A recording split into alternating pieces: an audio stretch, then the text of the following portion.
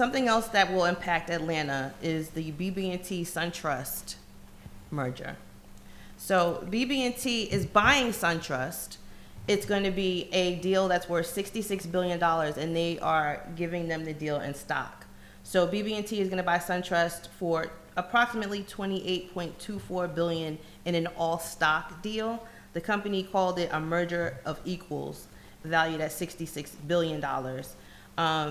The combined, they're going to make the sixth largest bank. So it's really not like, you know, a monopoly like everyone is thinking that it might be, even though it could grow to be, since the government has deregulated banks, which people don't think is a good thing, because, you know, the financial crisis is attributed to a lot of just corporations and banks not having any regulation, doing whatever they want, charging people as much as they want to charge them. That was one of the things Obama did that I think we really took for granted.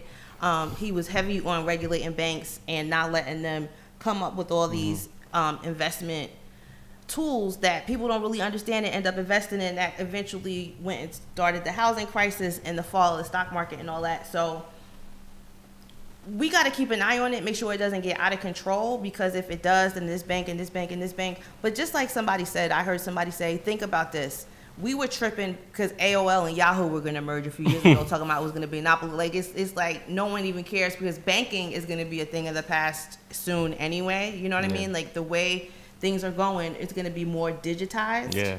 So, you know, with the rise of Bitcoin, you know, you're not really going to, you know what I mean? Like, everyone's just like, okay.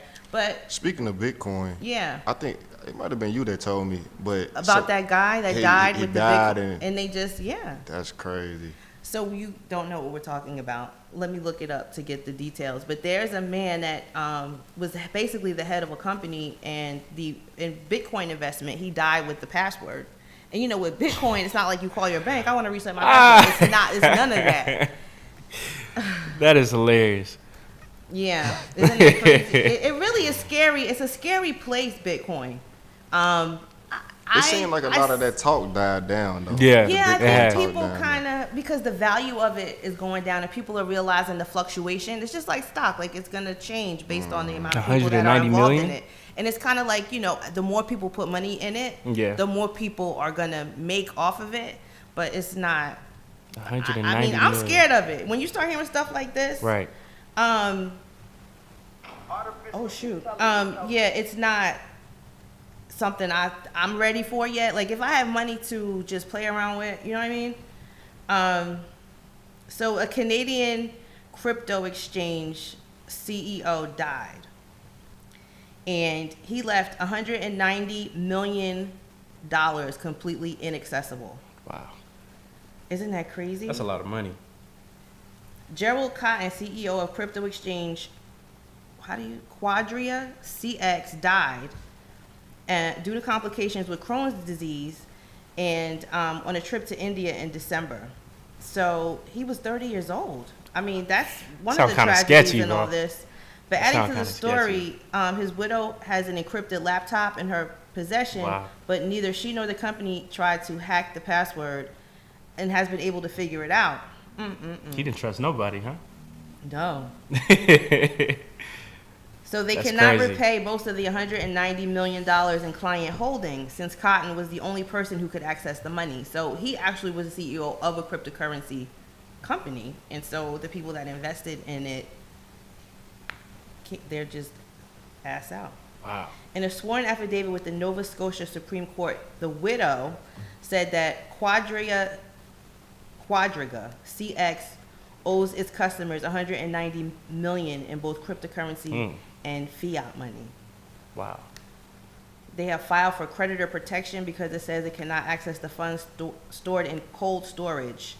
Just the that's a lot. So, that's very sketchy. He had Crohn's disease, so I mean, I think his death is not the part that people are worried about. It's the fact that they just whatever happened to him. Where's my money? But my only thing is, because I think Crohn's, like, the life expectancy is what, like 30, 35? Is it? Is maybe, but at the same time, like, for you to have that much money, you gotta have like a will. Yeah, I was gonna say, you gotta have a will, especially if you have Crohn's too. It's like, I don't have long. cryptocurrency. It's not money. Or so it's like, share a I password. mean, but you know, when you die, you just gotta. I feel like he should have been more better. but what do prepared you for it. do? Proactive. He put the password in your will. Right. Like, here's my password. Yeah. Especially to his wife. Yeah. Like, if anybody's supposed to have that, she should have something. But I That's the don't- biggest thing. Yeah, it's not real. Yeah, I don't know. Yeah, that's tough. That's tough. So the whole thing with the bank at BB&T is because it's such a big bank here in Atlanta, and they're moving to, I think, North Carolina. Okay. So I don't know what that's going to mean for the people that work here at SunTrust or for the SunTrust in Atlanta people, but they're going to be banking with BB&T. Okay. Not Wells Fargo. Oh, did you guys hear about Wells Fargo and their issues that they had? People couldn't. Cars was getting declined. Yeah, their system went down. the I'm other with Wells day. Fargo too. So Are you? I need to go to a black-owned bank. Huh? Yeah.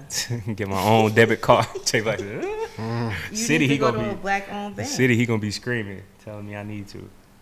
Yeah, go to a Missouri I bank. agree. I think that you should go to a black-owned bank. They got debit cards and credit cards. So, okay. What else went on?